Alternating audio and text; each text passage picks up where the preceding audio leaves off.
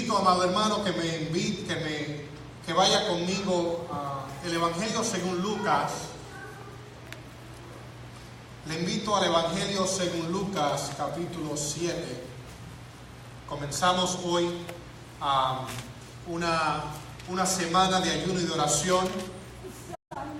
Comenzamos hoy una semana de humillación delante del Señor, ayunando todos los días hasta el próximo domingo, pidiéndole al Señor su dirección, su ayuda, pidiéndole al Señor que el Señor le ayude a este rebaño crecer, no tanto físico, pero también espiritual. Que el Señor nos dirige, el Señor nos ayude. Oramos por nuestro hermano Pedro, que está de cama, está afectado de salud, pero yo le dije que aquí vamos a estar orando por él. Amén. Amén. Gloria a Jesús. El Evangelio según Lucas, capítulo 7.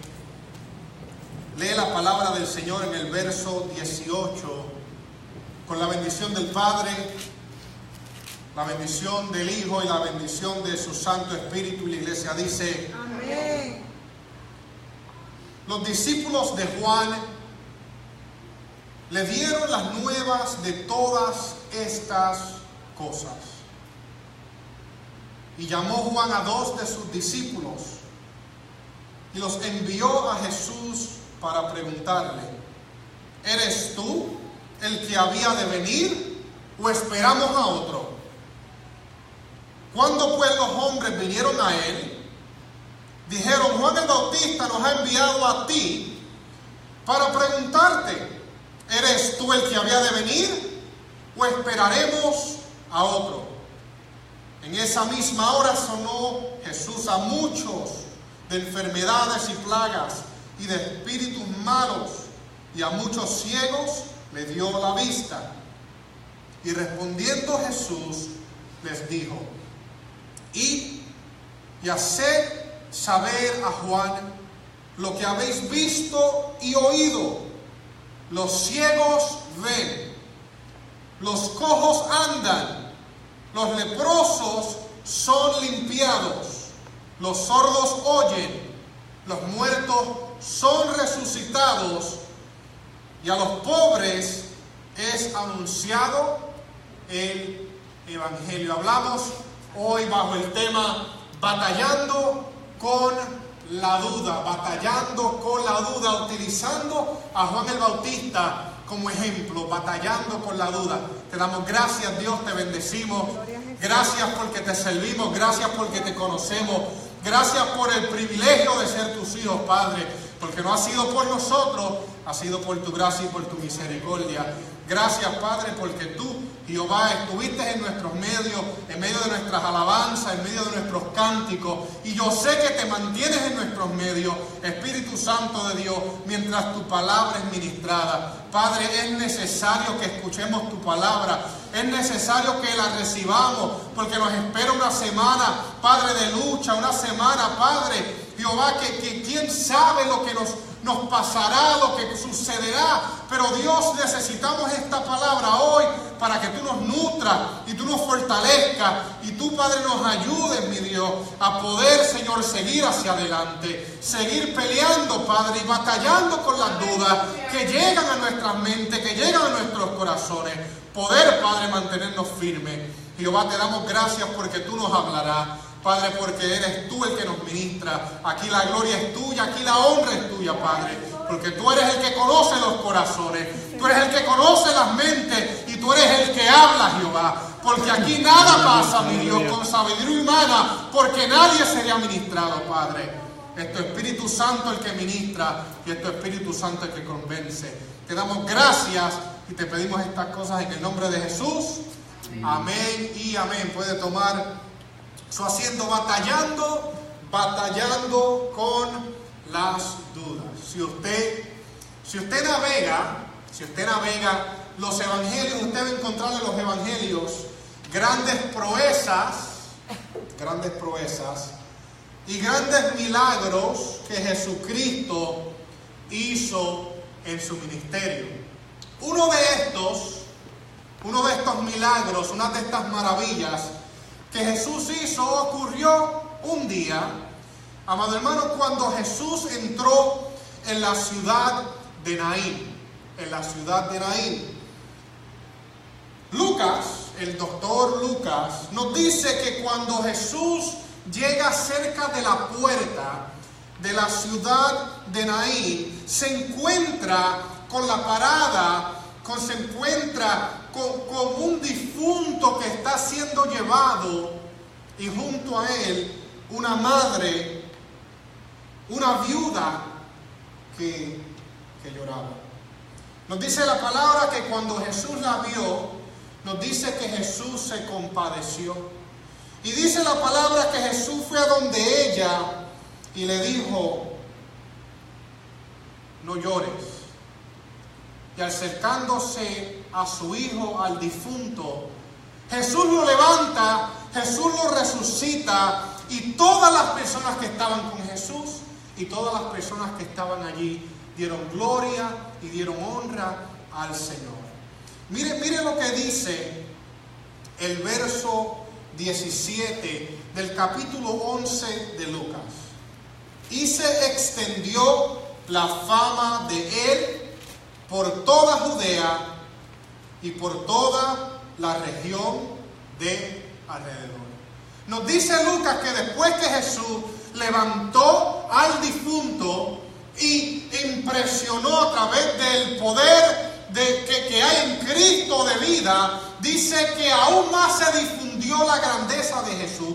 Y nos dice que los discípulos de Juan fueron, después de esto que ocurrió en Naín, fueron a donde Juan y le dijeron las cosas que estaba haciendo Jesús. Vuelva conmigo al verso 18 de Lucas 7. Los discípulos de Juan le dijeron las nuevas de todas estas cosas, de las cosas que Jesús estaba haciendo y cómo su fama se iba esparciendo. Y llamó Juan a 2 de sus discípulos y los envió a Jesús para preguntarle: ¿eres tú el que había de venir o esperamos a otro? Cuando pues los hombres vinieron a Jesús, le dijeron: Juan el Bautista nos ha enviado para preguntarte que si eres tú el Cristo, que si eres tú el Mesías, si eres tú el que va a libertar, o si debemos esperar a otro. Amado hermano, si usted ha estudiado la vida de Juan el Bautista, esta pregunta tiene que ser una para usted, un hombre que había confesado a Cristo como el Mesías, que había visto a Jesús y había dicho: este que viene después de mí es antes de mí, y yo no soy digno de desatar la correa de su calzado. Es este Juan el que preguntó: ¿eres tú o tenemos que esperar a otro? Es este mismo Juan el que cuando vio a Jesús dijo: he aquí el Cordero que quita el pecado del mundo. Este mismo Juan, el Juan que luego preguntó: ¿eres tú o debemos esperar a otro? Este mismo Juan que él dijo: vi al Espíritu que descendía del cielo como paloma y permaneció sobre él. Yo no le conocía, pero él que me envió a bautizar con agua, el Padre, aquel me dijo: sobre quien veas descender el Espíritu y que permanece sobre él, ese es el que bautiza en el Espíritu Santo. Yo le vi y he dado testimonio de que este es el Hijo de Dios. Este es el Juan el Bautista que en algún momento dudó, en algún momento mandó a preguntar que si era Jesús el Cristo o si había que esperar a otro. Juan había confesado a Jesús como el Cordero de Dios, como el Cristo, como el Hijo de Dios. Dios el Padre le había dado una señal: sobre aquel que baje una paloma y permanezca, sobre aquel que baje el Espíritu Santo y permanezca, ese es mi enviado. Él no tenía duda. En él había una seguridad completa que ese era el Hijo de Dios. Por tanto, cuando Jesús venía, él decía: he aquí el Cordero de Dios que quita el pecado del mundo. Pero ¿qué sucedió, amado hermano? ¿Qué sucedió que llevó a Juan a preguntar si Jesús era el Cordero? Cuando Juan el Bautista, amados, hizo esta pregunta, Juan se encontraba encarcelado. Juan estaba arrestado. Juan no estaba bautizando, Juan no estaba predicando, Juan no estaba llamando a las multitudes al arrepentimiento. Juan estaba en un calabozo. Escuchen bien, Juan el Bautista había sido el primero en proclamar el reino de Cristo y fue también el primero en sufrir. Desde el aire libre del desierto y las vastas muchedumbres que habían estado suspensas de sus palabras, pasó a quedar encerrado entre las murallas de un calabozo, encarcelado en la fortaleza de Herodes Antipas. Fue allí, después de haber proclamado a Jesús como el Cristo, fue allí después de haber llamado a las multitudes al bautismo en las aguas, en arrepentimiento. Fue allí que él luego se encontró en un calabozo y fue allí donde fue atacado, fue allí donde fue presentado, fue allí donde él tuvo que batallar con las dudas. Y de allí manda él a preguntar si Jesús era el Cristo. Juan había denunciado, bueno, ¿por qué Juan estaba en el calabozo? Bueno, Juan, uno que no tenía pelos en la lengua, denunció a el rey Herodes diciendo que era un pecador. Entre otras cosas, se había unido a la mujer de su hermano. A causa de esto, entonces, Juan ya no está en el desierto predicando, está encerrado. La vida de Juan había sido una de labor activa. Y la lobreguez e inactividad de la cárcel le abrumaban enormemente. Mientras pasaba semana tras semana sin traer cambio alguno, el abatimiento y la duda fueron apoderándose de él.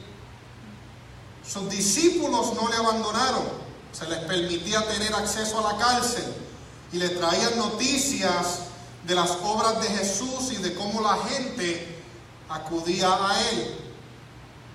Pero preguntaban, ¿por qué?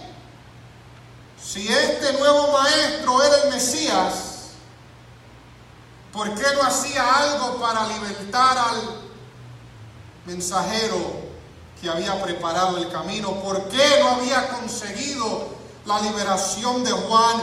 ¿Cómo era que el yugo de Roma todavía continuaba sobre Israel? ¿Cómo era que en el templo de Jehová todavía había una gente extraña, gente corrupta, enseñando, administrando y forzando sobre la gente? Una religión vacía y falsa. ¿Por qué, si Él es el Mesías, si Él es el Hijo de Dios, si Él es el Cordero, vayan y pregúntenle si es Él? O si debemos esperar que venga otro. Allí en el calabozo Juan batalló con la duda. Luego de tanta seguridad en su proclamación a Cristo, se pregunta si las cosas habían cambiado. Y amado, Juan el Bautista no es el único que dudó. Su mismo padre, Zacarías, cuando el ángel se le presentó dentro del templo y le anunció el nacimiento de su hijo Juan y de las grandes cosas que Juan iba a hacer, él poniendo su vista en su avanzada edad y poniendo su vista en el hecho de que su esposa era estéril, dudó. Así como su hija en un futuro dudaría en un calabozo allí dentro del templo, su padre Zacarías también dudó. Y nos dice la palabra que quedó mudo, mudo hasta el día que nació su hijo. Y no fue el único que miró su vejez y dudó. El padre de la fe, Abraham, también miró su avanzado estado de edad y también dudó cuando Jehová le anunció y le dijo que tendría un hijo a través del cual iba a cumplir sus promesas. Mire qué cosa. El padre de la fe, Abraham, nos dice en Génesis 17 que llegó al punto de reír en respuesta al anuncio que un hijo le iba a ser dado en su avanzada edad. Job dudó en la justicia de Dios. Job dudó en la justicia de Dios al creer que en él no había falta alguna para merecer lo que estaba sucediendo. Gedeón dudó que Dios pudiera utilizarlo para hacer grandes hazañas. Y una y otra vez le puso confirmación a Dios, dudando lo que Dios podía hacer a través de él. El gran Elías, el gran profeta Elías, luego de grandes victorias, también dudó. Se metió en una cueva a donde Dios tuvo que ir y visitarlo y decirle: ¿qué haces aquí, Elías? Los mismos discípulos, amados hermanos, los mismos apóstoles, luego de una y otra profecía a través de Cristo sobre su resurrección, dudaron cuando escucharon las noticias que la tumba estaba vacía. Y si estos grandes de la Biblia batallaron con la duda, amado, no podemos pensar que nosotros no nos veremos cara a cara con la oscuridad que trae la duda en algún momento dado. No podemos ser santurrones y pensar que caminamos por encima de las aguas. No podemos pensar que llevamos tanto tiempo en el Evangelio que somos excepto a la duda. No podemos pensar que mi fe es tan madura que yo no voy a dudar de Dios. No podemos pensar que no llegará un momento en que vamos a cuestionar. Quizá no abramos nuestra boca y cuestionemos a Dios, pero preguntas llegan al corazón. Y preguntamos por qué está pasando y qué está sucediendo y cuánto tiempo está tomando. Si ellos batallaron con la duda, nosotros vamos a batallar también con la duda. Yo le pido que usted cierre sus ojos. Yo le pido que el que me escucha cierre sus ojos y piense en las dudas con las que has venido batallando en los pasados días. Las dudas que han venido atacándote en las pesadas semanas. Las dudas que han estado tocando tu corazón quizás hasta en los pasados años. No es que has dejado de creer en Dios, pero la duda está ahí. Quizás no preguntándote que si Jesús lo puede hacer, sino preguntándote que si Jesús lo va a hacer. ¿Y cuándo Jesús lo hará? ¿Y cuándo llegará la contestación a mi petición? ¿Y cuándo veré la sanidad moverse? ¿Y cuándo veré la liberación de tal persona? ¿Y cuándo veré esto que ocurre en mi familia o en mi trabajo? ¿Cuándo ocurre aquello? ¿Cuándo? Y entre más tiempo pasa, más la duda toca a la puerta, amado hermano.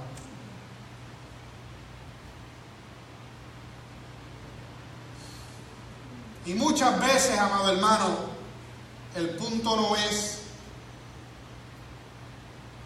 si Jesús lo puede hacer, porque el cristiano sabe que Jesús lo puede hacer. Usted no está dudando que si Dios tiene el poder para hacerlo o no. La duda te hace preguntar que si Jesús lo va a hacer. Quizás la duda te pone a cuestionar si tus acciones han causado un desvío en el plan de Dios en respuesta a tu petición. Quizás la duda te pone a cuestionar qué pasos has dado. Quizás la duda te pone a cuestionar si tú eres un obstáculo al mover de Dios. Y pasa el tiempo y seguimos orando y aparenta la situación a mejorar solo para luego, al pasar del tiempo, volver a empeorar.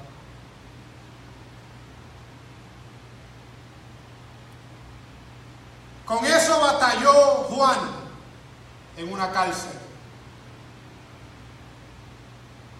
Y con eso batallamos nosotros en nuestras vidas cristianas. La duda. La duda es un estado de incertidumbre en relación con la verdad o la realidad de algo. Y el punto de esta prédica que yo quiero que usted agarre, lo meta en su corazón y lo lleve con usted, es que en vez de negar, ignorar y tratar de no pensar en la existencia de una duda en mi mente o corazón, debemos enfrentarlas, debemos atacarlas y debemos batallar con ellas. A veces llega la duda y no queremos pensar en ella y tratamos de ignorarlas. Y Dios nos llama a identificarlas y a pararnos frente a ellas. No escondernos y no ignorarlas, sino batallar con ellas.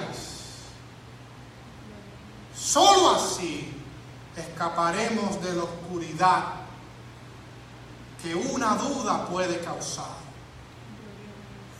Y el peligro que es la duda siendo semilla de la incredulidad.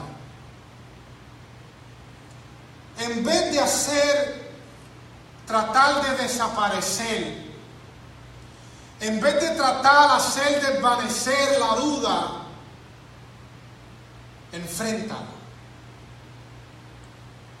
En vez de tratar de ignorarla cuando toca a tu corazón, en vez de tratar de no pensar en ella, hazle frente. Y esa es la respuesta que Jesús le dio a los discípulos que llevaran a Juan, que encontramos la clave de cómo enfrentar las dudas. Y yo no estoy hablando aquí de duditas o de preguntitas. Yo estoy hablando aquí de dudas que tienen el poder de cambiar tu sentir. Estoy hablando de las preguntas, de las incógnitas, de la desesperación que te duele y que te afecta y que te hiere. Esa es la duda de la que estamos hablando, de la que se enfrentó Juan en ese calabozo. No eran las paredes, no eran las cadenas, no era la oscuridad del calabozo, era la duda lo que tocó el corazón de Juan. Y muchas veces nos encontramos en una situación muy dura y nos encontramos en una situación muy fuerte, pero a veces es la duda el cuchillo que traspasa el corazón. Gloria a Jesús. Y esa es la respuesta que Jesucristo le dio a los discípulos de Juan, que le llevaran a Juan, que encontramos la clave de cómo tú y yo podemos hacerle frente a la duda. Vuelva conmigo a Lucas, capítulo 7.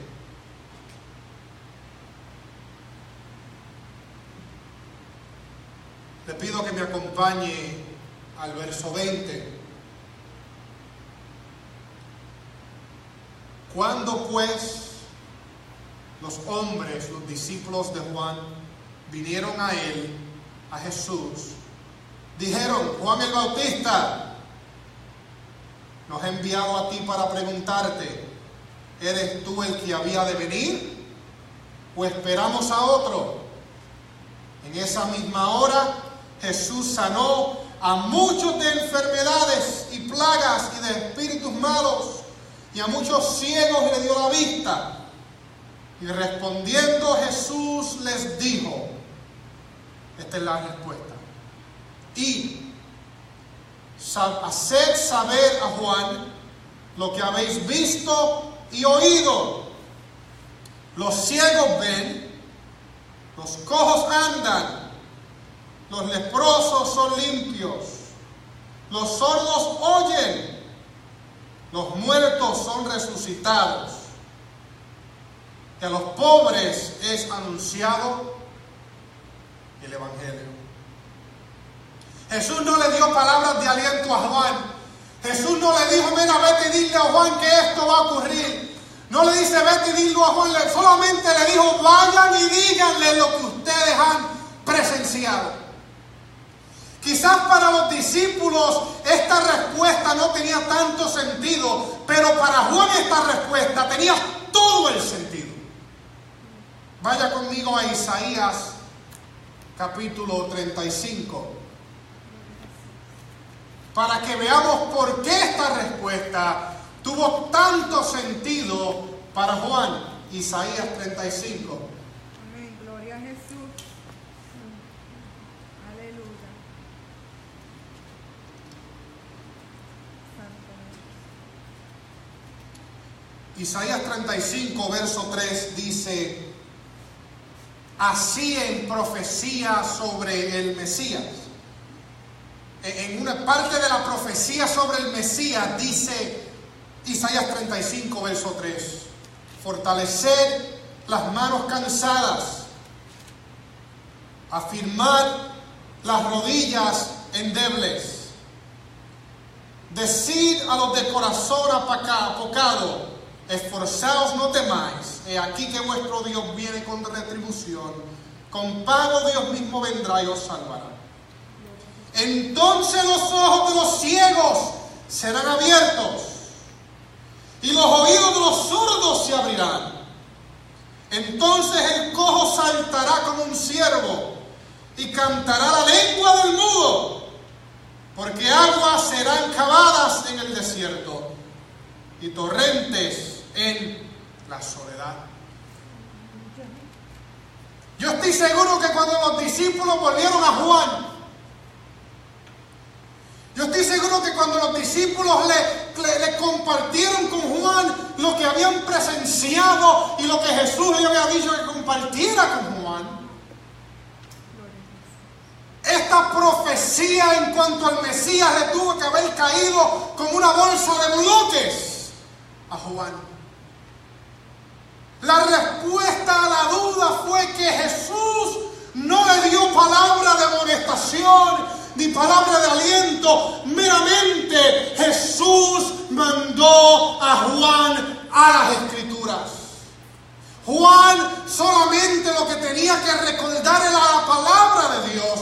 Cuando decían: el mudo hablará, el cojo saltará, los muertos resucitarán. Y Jesús le dijo a los discípulos: vayan donde Juan y díganle que los mudos hablan, que el cojo camina, que los muertos han revivido. Y yo me imagino a Juan recibiendo como bálsamo la palabra que Jesús le había mandado. Y fue en la palabra, esta es la clave, fue en las Escrituras donde Juan en un calabozo recibió el alivio, la medicina a sus dudas.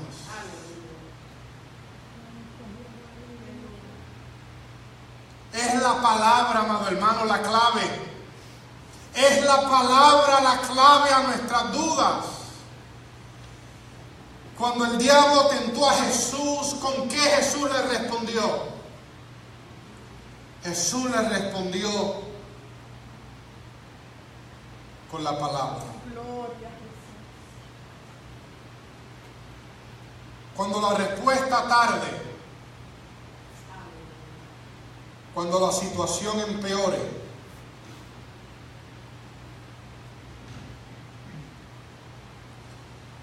cuando el silencio que Dios a veces permite sea largo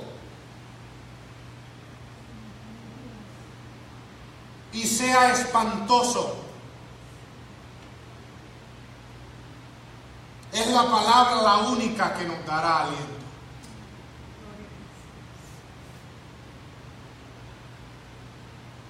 Pero no tratemos de tapar el cielo con la mano. No tratemos de caminar sobre las aguas. No nos escondamos detrás del chaleco de santurrones. Entendamos que a veces, teniendo la palabra, en medio de nuestra duda, deseamos algo un poco más tangible. La realidad es que muchas veces cuando enfrentamos la duda, o quizás ya la duda ha dado su fruto, la incredulidad, en esos momentos conocemos las promesas de Dios y sabemos la palabra de Dios, pero dentro de nosotros como que deseamos algo un tanto más tangible, que quizás algo que sea algo más material. A veces deseamos sentir el brazo del Maestro que se ponga sobre nosotros y escuchar su voz audible que nos diga que todo está bien. La realidad de las cosas es que a veces, más en medio de nuestra presión, en medio de nuestra duda, en medio de nuestro dolor, tenemos la palabra, pero no nos tornamos a la palabra, sino que queremos sentir algo más tangible y le pedimos a Dios una señal y le pedimos a Dios una palabra y quizás tornamos a un predicador o tornamos a un evangelista o prendemos la radio tratando de buscar un toque más profundo porque a veces como que sí las promesas están ahí y las palabras están ahí, pero como que necesito algo más directo y Jesús no le mandó nada más directo a Juan, Jesús le envió la palabra a Juan. Y la palabra es lo único que tiene la medicina necesaria para sanar nuestra duda. Y para sanar nuestra necesidad.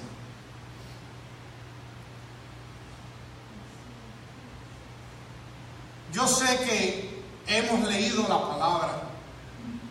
Yo sé que la hemos estudiado. Yo sé que la conocemos. Yo sé que hemos escuchado una y otra vez las historias de las grandezas de Cristo. Pero aunque no lo sientas, métete en la palabra de Dios cuando la duda llegue a tu corazón. No la ignores, enfréntate a ella, pero enfréntate a ella con la palabra de Dios.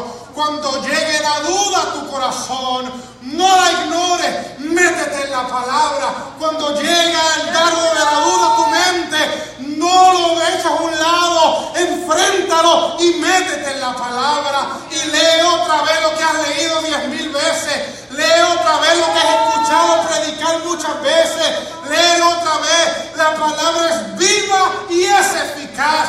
Y si una vez te habló, te hablará nuevamente. Si una vez te levantó, te levantará nuevamente. Si una vez te sanó, te sanará nuevamente. ¡Aleluya! Esa es la palabra que levantó a Juan en un calabozo donde se estaba hundiendo. Gloria a Jesús. En la duda.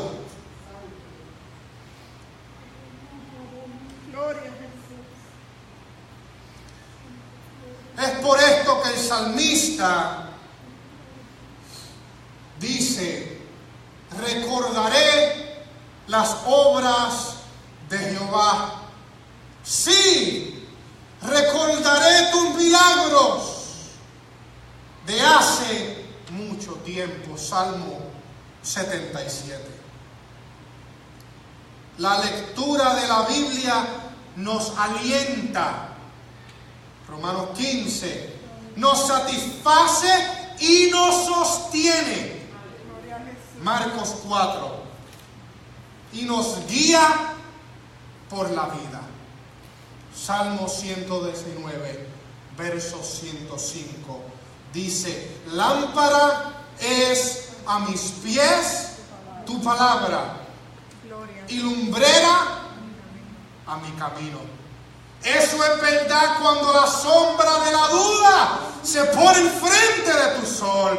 Eso es verdad cuando tu lógica pierde sentido y se desmorona. Eso es verdad cuando tus ojos no ven nada de lo que tú esperas ver, porque estás orando y estás ayunando y te estás metiendo con Dios, pero la situación no cambia y todo sigue igual. Cuando lo que tú esperabas ver, cuando tú decías: si yo hago esto con Dios, Dios se va a mover y hará esto, y tú ves que no está ocurriendo. Cuando la sombra de la duda pase al frente de tu sol, busca la palabra de Dios, la cual será lámpara a tus pies y lumbrera a tus caminos.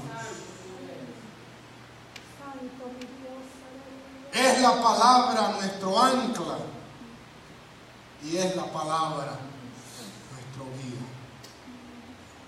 El que duda es semejante a la onda del mar, que es arrastrada por el viento y echada de una parte a otra. No piense pues quien tal haga que recibirá cosa alguna de el Señor, nos dice Santiago en el capítulo 1. Por tanto, hermanos, no ignores las dudas, no las metas en una gaveta, no le empujes a ningún rincón de tu corazón, sino atácalas con la palabra de Dios. Entre más dura la duda, más métete en la palabra de Dios. Como dice el boricua: por ojo, boca y nariz. De desayuno, de almuerzo y de comida. Al levantarte y antes de acostarte. No podemos pelear con la duda sin estar empapados de la palabra de Dios. Y yo sé que hay salmos que tú tienes de memoria, pero yo quiero decirte algo: en medio de la duda, abre las páginas de la Biblia y lee el salmo, y tú verás el impacto del Espíritu Santo, y tú sentirás el viento fresco de su Santo Espíritu que se mete en tu interior y te da ánimo y te da ayuda en medio de voces extrañas, en medio de cosas que te hieren, en cosas que te quieren desviar. Ahí tú encontrarás tu ancla. En la palabra de Dios encontrarás el aliento que necesitas.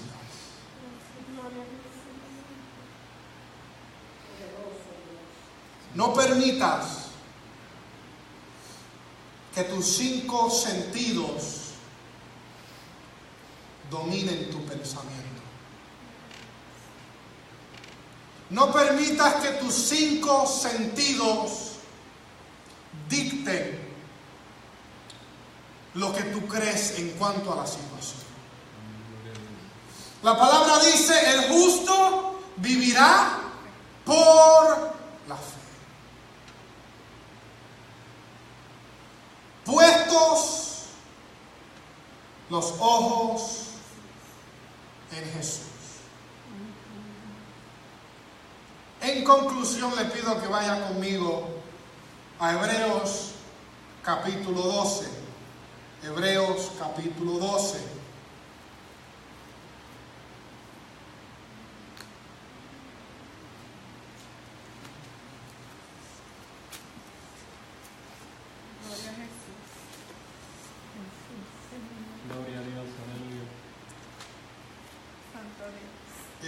capítulo 12, verso 1 dice: por tanto, nosotros también, teniendo en derredor nuestro tan grande nube de testigos, despojémonos de todo peso y del pecado que nos asedia, y corramos con paciencia la carrera que tenemos por delante, puestos los ojos en Jesús, el autor y consumador de la fe. Y utilizo este verso como el último punto, y es que muchas veces tenemos que despojarnos de lo que está trayendo duda a nuestras vidas. Hay veces que la maleta que permitimos que esté presente en nuestra vida es la maleta que lleva dentro duda, que tenemos que sacar de nosotros para que entonces así podamos tener alivio de la duda que tanto nos asedia y que no se despega de nosotros. Despojémonos de todo peso y del pecado que nos asedia. ¿Qué hay en nosotros? ¿Qué modo de pensar llevamos? ¿Qué actitud tenemos? ¿Qué acciones tomamos? ¿Con quién nos estamos relacionando? ¿A quién estamos hablando? ¿De quién estamos recibiendo consejo? ¿Cuál es la maleta que hay que sacar para que la duda ya no tenga su lugar?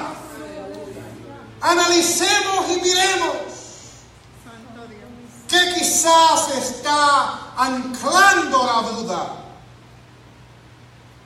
en tu vida. Entonces pongamos nuestros ojos en Jesús, porque entonces la duda no nos nublará, sino que podemos enfocarnos en el autor y consumador de la fe. Termino diciéndoles, hermanos,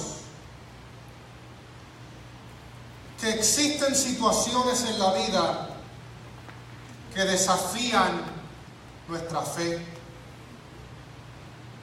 cosas difíciles de atravesar. Y aunque usted no piense que vaya a ocurrir, si dudó Juan, dudará usted. Por tanto, cuando llegue la duda, hágale frente y métase en la palabra de Dios. Porque si ese fue el antídoto que Jesús le dio a Juan, ese es el antídoto que Él sigue todavía dando hoy.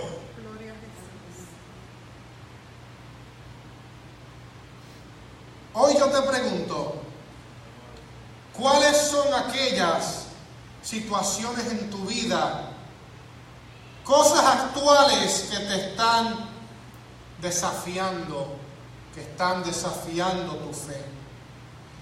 Cosas que te están quitando la fuerza, cosas que te están desalentando. ¿Qué cosas te están hiriendo? ¿Qué cosas no están permitiendo que des paso firme? ¿Qué cosas te están aguantando en vez de tener la pasión completa y entrega total? ¿Qué te está restringiendo? Yo quiero decirte que si tú desmascaras esas cosas, ahí encontrarás duda.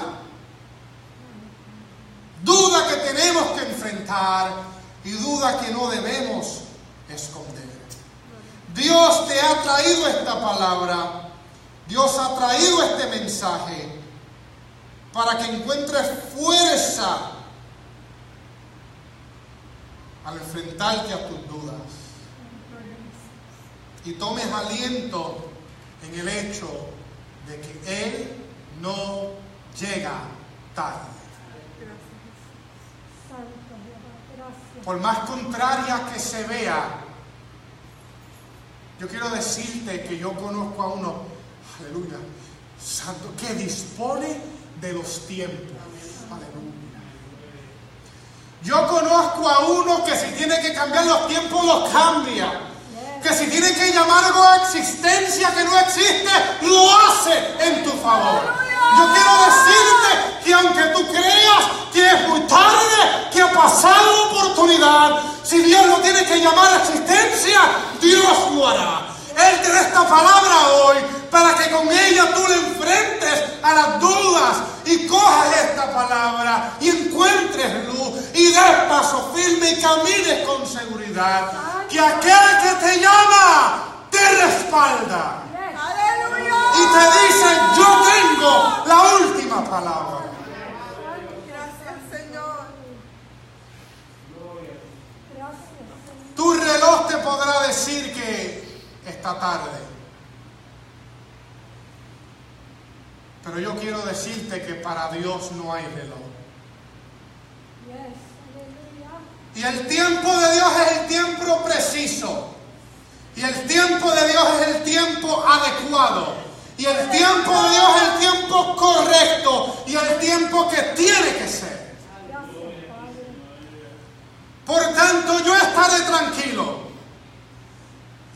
Y por tanto, yo voy a creer que el que habló, lo cumplirá. Que el que dijo, lo traerá a la realidad.